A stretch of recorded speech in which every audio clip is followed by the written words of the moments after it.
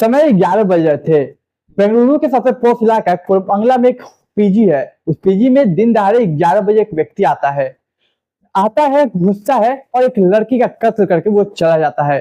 कत्ल भी ऐसे नहीं, 20 बार लगभग वो चाकू भोंकता है और उसके बाद गला रेत के निकल जाता है। और इसका उस लड़की जिस पे हमला हुआ था, उस लड़की की आवाज सुन के तमाम जो पीजी में लड़कियां रही थी वो सभी बाहर आके देखती हैं और फौरन पुलिस को कॉल करती हैं।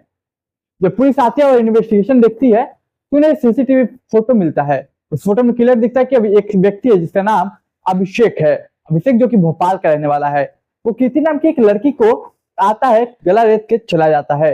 वो लड़की बिहार के रहने वाली कृति थी। अब देखिए, जब इसके बारे में तहकीकात की जाती है तो पता चलता है पर मामला है क्या, आखिर उसने ऐसा किया क्यों। और जब ये सब घटनाएं हो रही थी तो वहां का जो केयर टेकर था वो अपने परिवार के साथ खाना खा रहा था। केयर टेकर ने एक स्टेटमेंट में ये भी कहा कि मैंने उसे कई बार आने से रोका भी है, लेकिन उस वक्त मैं खाना खा रहा था, इसलिए मैं रोक नहीं पाया, मैंने जाना नहीं। तो क्या है पूरा मामला, चलिए मैं आपको थोड़ा विस्तार से बताता हूँ, कम समय में सब समझाता हूँ। ये मामला है बेंगलुरु के कोरमंगला जगह एक पीजी का। इस पीजी में बाकायदा रहने के लिए आपको ऑफर लेटर और रिज्यूमे देने पड़ती है। तो देखिए, बेंगलुरु के सबसे पॉश इलाका कोरमंगला में ये पीजी में रहती थी लड़की कृति, जो बिहार की थी। वो यहाँ पे पढ़ाई लिखाई करने आई थी और यहाँ अपने एक रूममेट के साथ रहती थी। रूममेट का उसका एक बॉयफ्रेंड था जिसका नाम था अभिषेक, भोपाल का रहने वाला था। कि वही अभिषेक है जिसने उसकी रूममेट को मार के चला गया। तो अभिषेक से अक्सर उसकी लड़ाइयां होती थी। ये चीजें कृति नहीं देखती।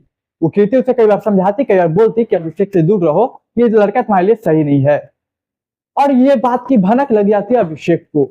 और 23 जुलाई को जब वो उसका कत्ल करने आता, उस वक्त उसकी रूममेट यानी कृति की रूममेट यानी कि अभिषेक की गर्लफ्रेंड घर में नहीं होती। वो आता है, वो तमाम बातें करता कृति से, अचानक एक धारदार हथियार निकाल के वो उस पर हमले करता और लास्ट में गला रेत तो वो निकल जाता। हालांकि जब पुलिस आती है, इन्वेस्टिगेशन करती है, तो भोपाल से उसकी अरेस्टिंग भी होती है।